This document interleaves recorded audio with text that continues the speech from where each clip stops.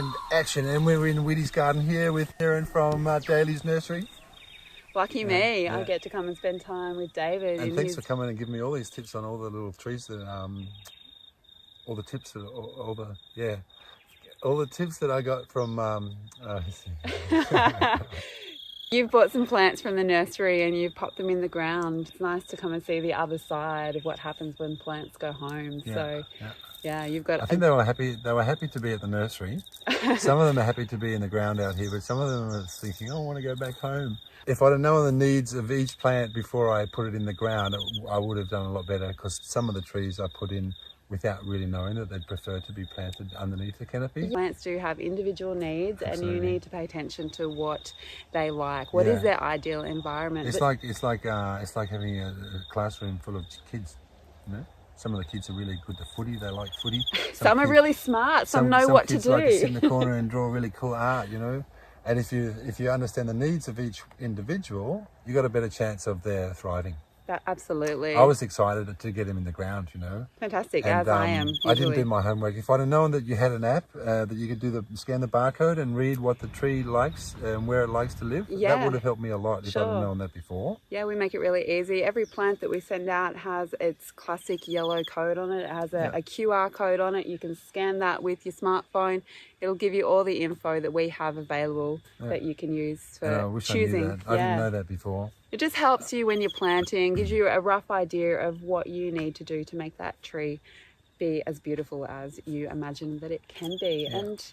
And there is potential for every tree to fully realize itself and be amazing. Yeah. But sometimes they just need a little bit of help, and the right microclimate is important to try and find. They are as individual as people are, aren't they? You thought, grab a tree, put it in the ground, it should be right.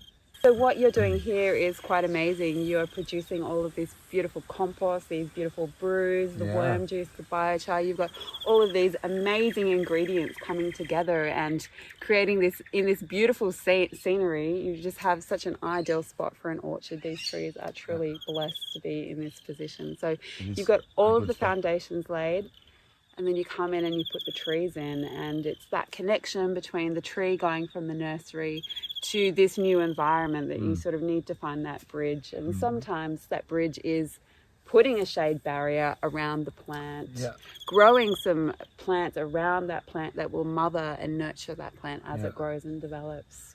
Some plants do need tents. So the ones that we've identified here that will need the tents are the more tropical plants. The ones that like to be grown underneath the canopy. So usually the fruit trees in the jungle are fruiting. The birds will come and the monkeys will come and they'll grab it and they'll eat it, and then they'll drop a seed in the bottom of the forest there, and then the seed will go, and it's not getting any direct sun. That's it's right. Getting nice. It's protected. It's protected. It's like being in Daleys Nursery. It's protected, and we are the guardians of the plants, and we have all of this infrastructure to protect them. So when you just bring it out and put it in an open paddock that doesn't have any trees in it yet, you got to realise that it's going to be a bit of a shock. So my biggest lesson was to realise that, and now I'll go about correcting.